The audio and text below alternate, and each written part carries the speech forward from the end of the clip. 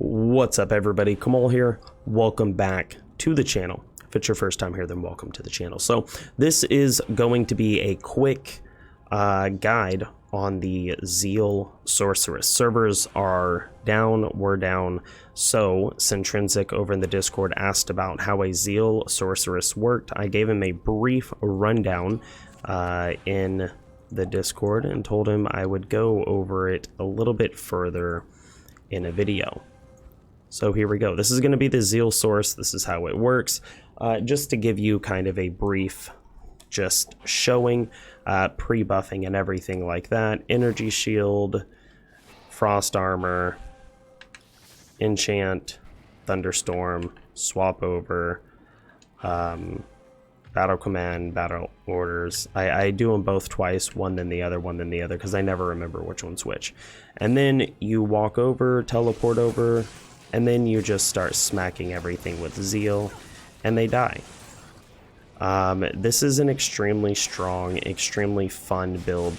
I really like it because it's so unique. You're a sorceress that kills things with Zeal, but also you just kill things because Holy Shock is insanely strong. So let's go ahead, go to town, and see what the gear is so you can see how the build works. So it's not really that advanced once you understand kind of the basics of how all this different stuff works. You're going to be using Passion Phase Blade. You can also use a Zerker, I believe, for Passion. I don't remember actually exactly if you can put it in a Zerker or not. I always tend to put it in a Phase Blade. I prefer it better. It looks cooler, and you don't have to worry about repairing it in the long run. It's a lot. I like Phase Blades, okay? For the helmet, you're going to be using a Dream. You can put this in a Corona, you can put this in a Diadem, you can put this in a Grim Face, you can put it in so many different things, whatever you choose, Death Mask, whatever you want. 3-socketed, IO Jaw Pull, kind of expensive. Same thing with the shield. This, probably not a Monarch, that's not going to be the best one. This is what was already set up in Hero Editor. If I were to build this character, this would be in the third, the Elite, I think it is, the highest variant of the Bone Helm, and this would be the same thing with the shield, the Troll's Nest. Sandstorm Treks for the boots. They are ethereal, but also they get 1 durability repaired per 20 seconds. So they're self-repairing boots. Ethereal doesn't matter. It's actually going to be better if they're ethereal because you get more defense. For rings and amulets, or rings and jewelry, so rings and amulet, Bokothos for the lifesteal.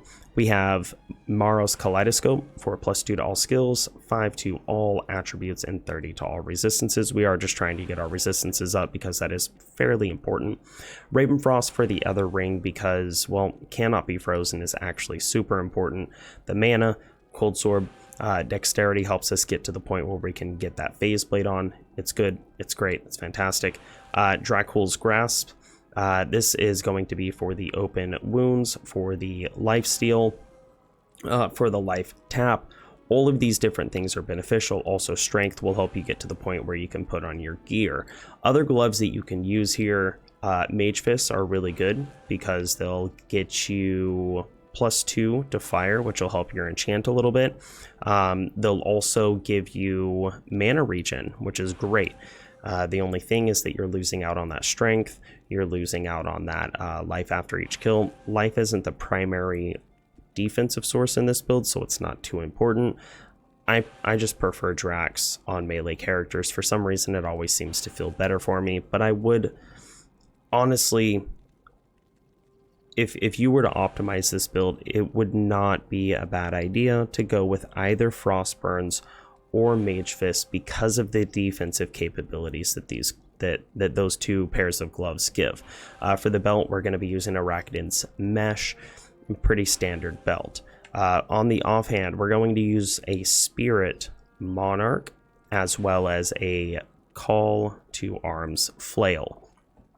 Now, the way that this build is going to be set up as far as the skill tree goes, All of these will have 1 point in them. You're going to max out telekinesis, you're going to max out energy shield, you're going to max out lightning mastery. Why do we do this?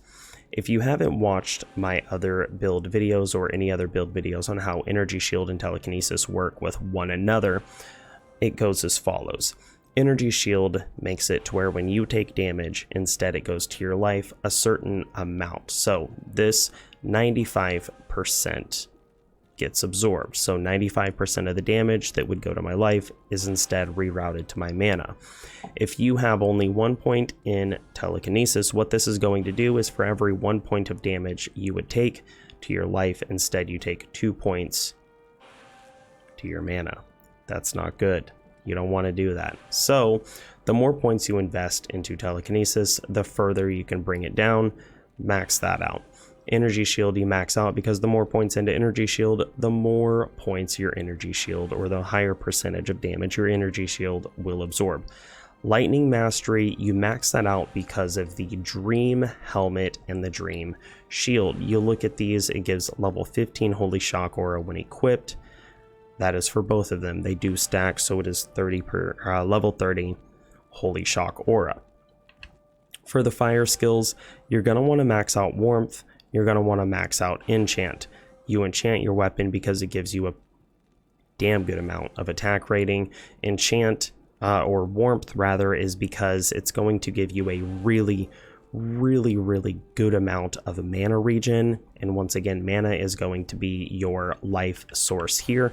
1 point into frozen armor just to add that little bit of defense. Stats.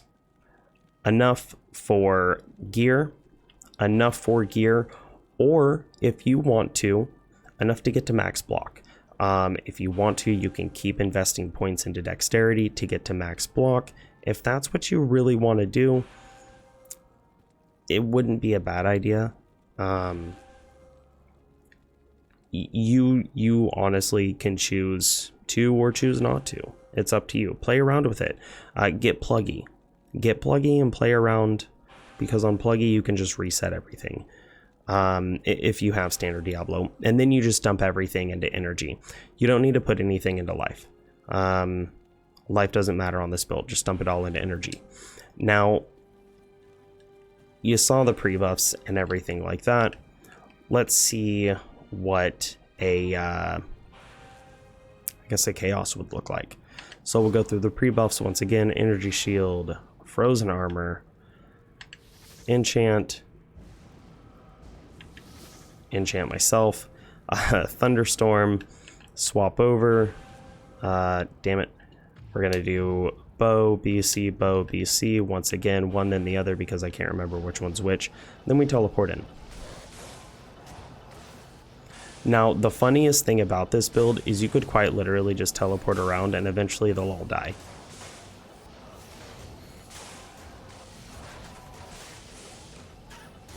Or you can stop and just, you know, zeal them all down.